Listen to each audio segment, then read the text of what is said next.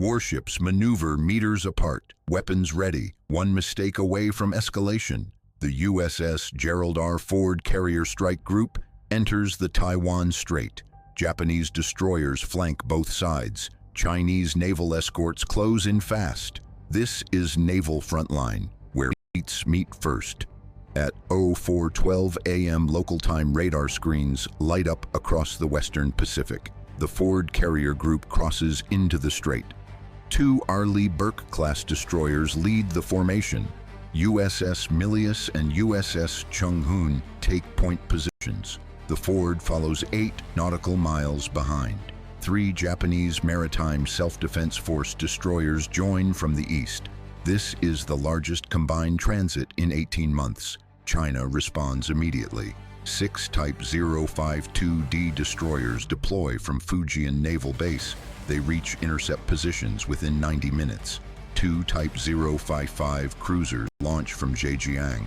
The plan forms a parallel escort line. Distance between formations drops to 480 meters.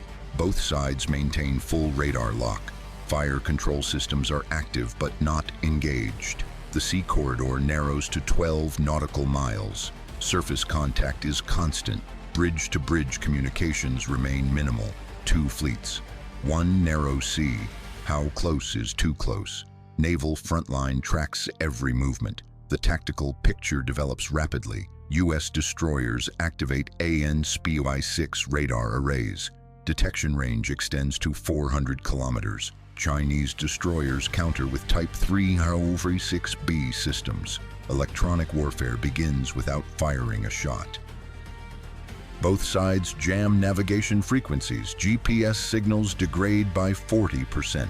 Inertial navigation takes over. Helmsmen rely on visual contact. Ships pass within 300 meters at closest approach. Wake turbulence rocks smaller vessels. Deck crews stand at battle stations. No weapons are unveiled, but all systems are hot. The Philippine Sea to the east remains open. The strait itself becomes a test of nerves. This is not a drill. This is frontline currents at sea. Naval Frontline brings you inside the formations. The Ford Carrier launches 4 FA-18 Super Hornets. They climb to 15,000 feet and circle overhead. Chinese J-15 fighters scramble from Fujian province. 8 aircraft enter the strait airspace. They maintain altitude separation, but the message is clear. Air superiority is contested. Surface vessels track every aircraft. Anti-air systems go to ready status. SM-6 missiles on U.S. destroyers can engage at 250 miles. HHQ-9 missiles on Chinese ships match that range. No one fires. No one backs down. The corridor heats up. Naval analysts call this calculated brinkmanship. Military commands call it necessary signaling. Sailors call it the most dangerous water on Earth. Who holds naval advantage here? A. U.S. Navy. B. China. C. Russia. Comment your assessment now. Naval Frontline analyzes force composition in real time. The U.S. Strike Group fields 3 Aegis destroyers. Combined missile cells total 2888 vertical launch tubes. The Ford carries 75 aircraft, including strike fighters and electronic warfare jets.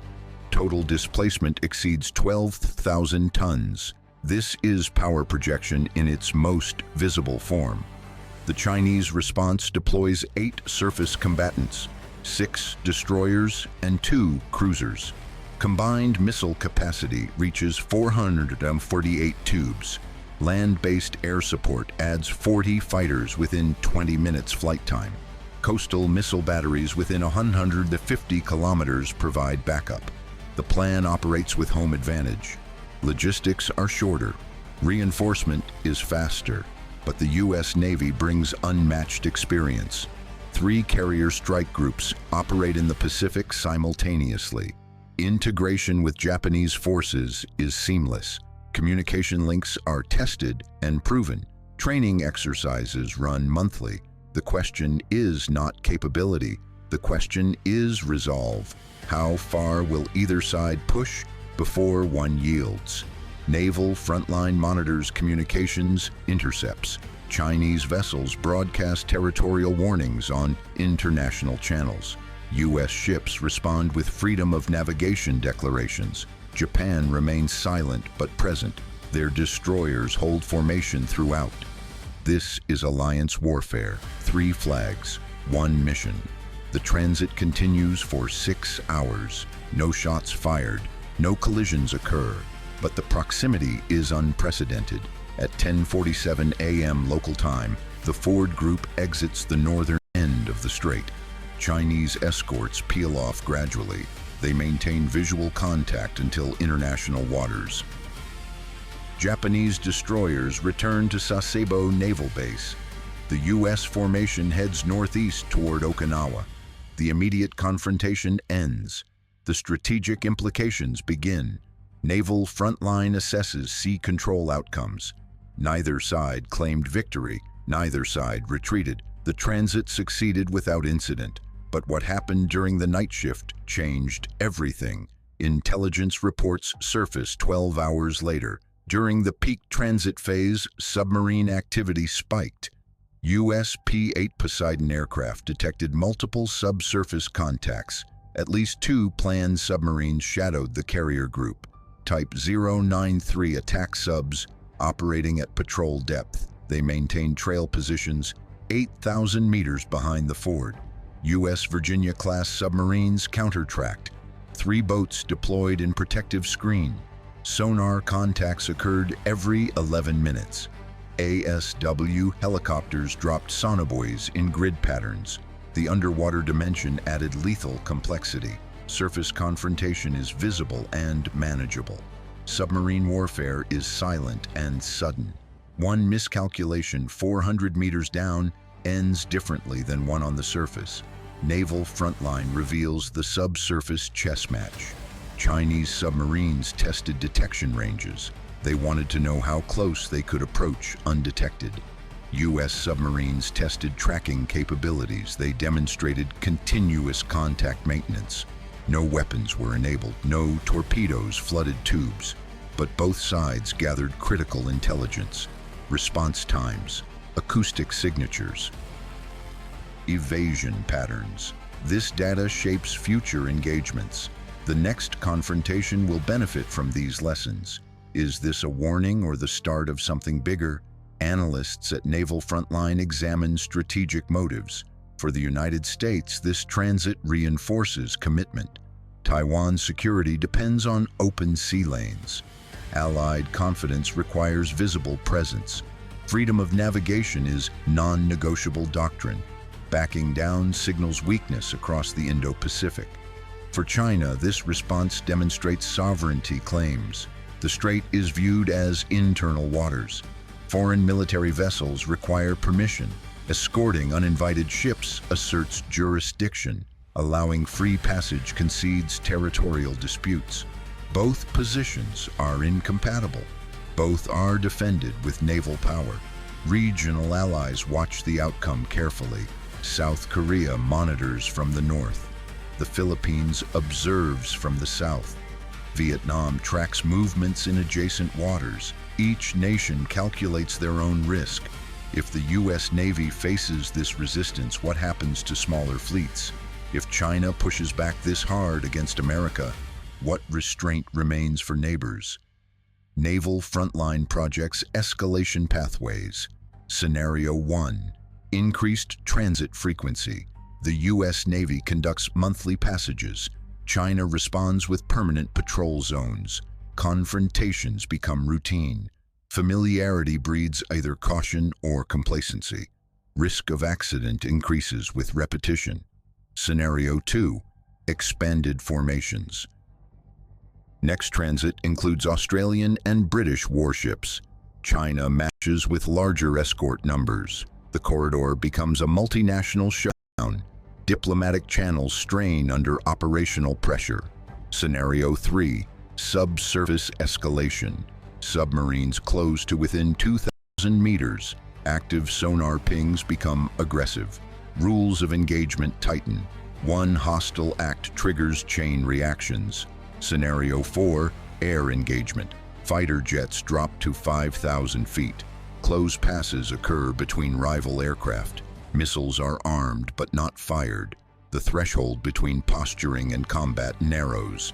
Naval Frontline examines historical parallels. The Cold War saw similar maritime confrontations. Soviet and U.S. fleets shadowed each other globally. Incidents occurred, but war was avoided. Professionalism and communication prevented disasters. But today's technology changes the equation. Hypersonic missiles reduce reaction time to minutes. Automated defense systems can engage without human approval. Satellite tracking provides real-time targeting data. The window for de-escalation shrinks. The cost of miscalculation soars. Taiwan Strait geography compounds the danger. The narrowest point spans 130 kilometers. High-speed transits take 4 hours minimum. Escape routes are limited. Reinforcement takes time. Vessels cannot easily disengage once committed. This creates pressure on commanders. Decisions must be made fast. Communication with capitals may be impossible. Local authority determines outcomes. One captain's judgment can trigger regional war. Naval Frontline speaks with former Pacific Fleet commanders. They describe the psychological weight of strait transits. Every captain knows the stakes. Every crew member feels the tension. Training prepares you for procedures. Nothing prepares you for the political consequences. One collision, one weapons release, one communications failure, the world changes. These officers emphasize restraint protocols. Multiple layers of approval required for weapons use. Direct hotlines between flag officers. Standing orders to avoid escalation. But they also acknowledge reality. In close quarters with weapons systems, active accidents happen. Electronic interference causes misidentification. Stress degrades decision-making. The human factor is unpredictable. What does the next move look like at sea? Naval Frontline offers 3 projections. Option 1, tactical pause. Both sides reduce presence temporarily. Diplomats attempt to establish transit protocols. Military talks address safety procedures. Tension decreases, but no resolution emerges. Option 2, gradual escalation.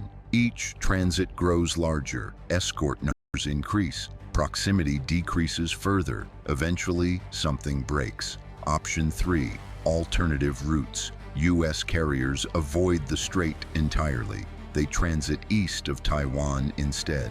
China claims victory. U.S. maintains operations without direct confrontation. Each option carries consequences. Pause looks weak but preserves stability. Escalation demonstrates resolve but invites disaster. Alternative routes maintain capability but concede symbolism. There are no perfect choices, only calculated risks. Naval Frontline returns to the fundamental question: who controls these waters? The answer is nobody and everybody.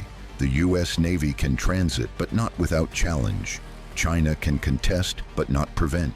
Japan can support, but not independently. The strait remains disputed territory. Control is measured in moments, not months. This week, the Ford Group passed through. Next week, the equation may shift. One deployment, one confrontation, one decision away. Naval Frontline delivers the unfiltered reality. Naval power is about presence. Deterrence is about credibility. Sea control is about will. The Pacific Corridor tests all 3. Fleets will meet again. Distances will close again. The front line remains active. Does this escalate next? Who controls these waters tomorrow? What happens when the next carrier enters? Naval Frontline keeps watch where it matters most. Subscribe to Naval Frontline, where fleets meet first. The front line of sea power. Naval Frontline.